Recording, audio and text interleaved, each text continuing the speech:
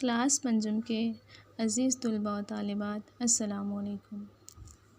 آج کے لیکچر میں ہم سبق نمبر 6 اسکاؤٹنگ، اس سبق کے مشکل الفاظ کے معنی پڑھیں گے اور اس سبق کی دہرائی کریں گے۔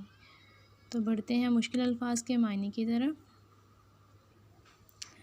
پہلا لفظ ہے تنظیم، جماعت، فرائض، ذمہ داریاں، شب، رات، فائز، مقرر، نصب العین، مقصد اعلیٰ، ناگہانی، اچانک آنے والی، موجزن، موجود، بیشتر، بہت سے، اعادہ، دہرانا، ابتدا، آغاز، احسن، اچھے، بعد ازاں، اس کے بعد، اسرار و رموز، خفیہ باتیں، بے لوث، بہت زیادہ، آفات، مصیبتیں، کفایت شعاری، ضرورت کی حد تک خرچ کرنا، مطابقت، مماثلت، اثاثہ،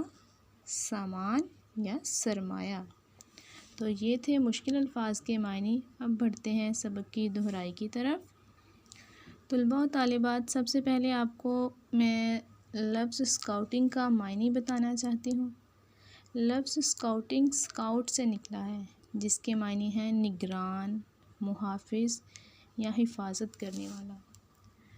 اسکاؤٹنگ تنظیم کا دائرہ کار پوری دنیا میں پھیلا ہوا ہے۔ یہ نوجوانوں کی عالمی تنظیم ہے، جس میں لڑکے اور لڑکیاں دونوں شامل ہوتے ہیں۔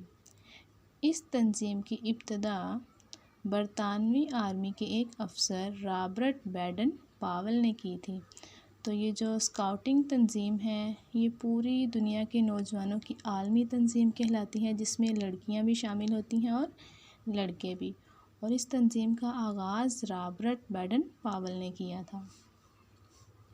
اب آپ کو بتاتی ہوں کہ اس تنظیم کو بنانے کا مقصد کیا تھا۔ اس تنظیم کے قیام کا مقصد تھا کہ جو نوجوان نسل ہے، ان کو دماغی اور جسمانی طور پر اتنا مضبوط بنا دیا جائے کہ معاشرے میں جو ان کے فرائض ہیں، وہ ان کو اچھے طریقے سے ادا کر سکیں۔ 14 اگست 1947 کو پاکستان کے اعلان آزادی کے وقت فرانس میں عالمی اسکاؤٹ جمبوری ہو رہی تھی۔ یہاں لفظ جمبوری آ رہا ہے۔ جمبوری کا مطلب ہوتا ہے جشن منانا۔ تو جب پاکستان بنانے کا اعلان کیا گیا، تو اس وقت فرانس میں عالمی اسکاؤٹ جو تھے وہ جشن منا رہے تھے، جس میں ہندو اور مسلمان لڑکے شامل تھے۔ تو انہوں نے آزادی کی شب سبز اور سفید کپڑے تلاش کر کے پاکستانی پرچم بنایا اور اگلے روز کیمپ میں بڑی شان سے لہرایا۔ پاکستان میں اسکاؤٹنگ تنظیم کا آغاز قیام پاکستان کے ساتھ ہی ہو گیا تھا۔ تو پاکستان میں جو اسکاؤٹنگ تنظیم کا آغاز تھا، جب پاکستان بنا تھا تب ہی اس کا آغاز ہو چکا تھا۔ بانی پاکستان حضرت قائد اعظم پہلے چیف اسکاؤٹ مقرر ہوئے۔ انہوں نے 27 دسمبر 1947 کو کراچی میں حلف لیا اور اسکاؤٹس کو اسکاؤٹنگ کے اسرار و رموز سے آگاہ فرمایا۔ تو پاکستان کے پہلے چیف اسکاؤٹ کون تھے؟ قائد اعظم۔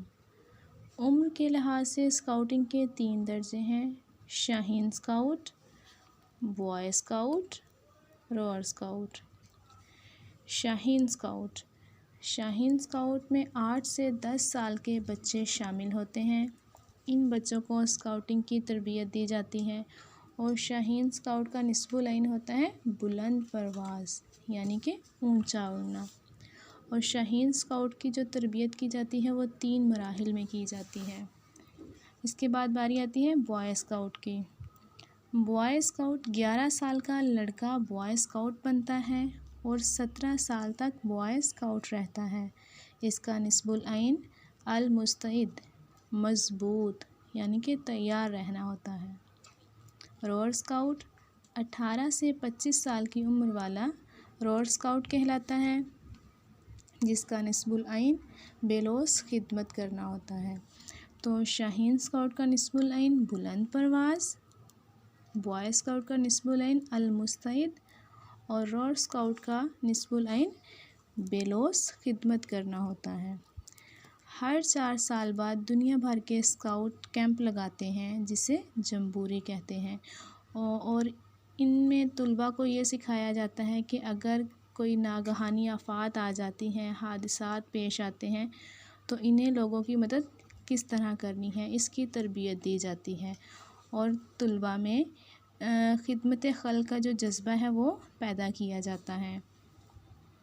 اور دنیا بھر کے جو اسکاؤٹ ہوتے ہیں ان کا نصب العین ہوتا ہے خدمت خلق کرنا، اپنی عزت کی حفاظت کرنا، اسکاؤٹوں سے دوستی، خوش اخلاقی، ملک و قوم سے وفاداری، جانوروں پر رحم، کفایت شعاری، قول و فعل اور خیالات کی پاکیزگی، یہ وہ تمام اصول ہیں جو کسی بھی اسکاؤٹ کے لیے ضروری ہوتے ہیں۔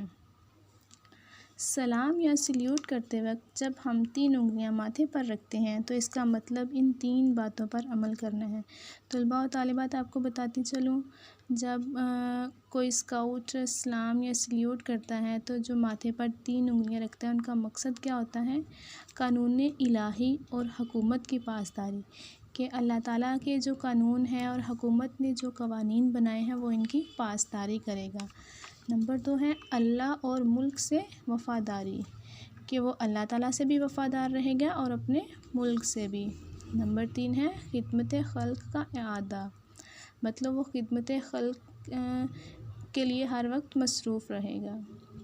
بچے قوم کی امانت اور قیمتی اثاثہ ہیں۔ اگر دوران تعلیم بچوں کو دوسروں کی خدمت کے لیے تربیت کے بہترین مواقع فراہم کیے جائیں تو یقیناً ایک دن ہمارا معاشرہ مثالی معاشرہ بن سکتا ہے، اور اس معاشرے کا تربیت یافتہ ہر فرد اپنی انفرادی صلاحیتوں کو بروئے کار لاتے ہوئے ملک و ملت کی خدمت کا فریضہ انجام دے سکتا ہے۔ تو کہا جا رہا ہے جو نوجوان نسل ہوتی ہے وہ ہمارا قیمتی اثاثہ ہوتے ہیں، اور اگر ان کو دوران تعلیم ہی ان کی اچھی تربیت کی جائے تو یقیناً جو ہمارا معاشرہ ہے وہ ایک مثالی معاشرہ بن سکتا ہے، اور پھر ہر فرد اپنی انفرادی صلاحیتوں کو کام میں لاتے ہوئے اپنے ملک کے لیے خدمت انجام دے گا۔ تو طلباء و طالبات آج کے لیکچر میں ہم نے اسکاؤٹنگ کے مشکل الفاظ کے معنی پڑھے ہیں اور اس سبق کی دہرائی کی ہے۔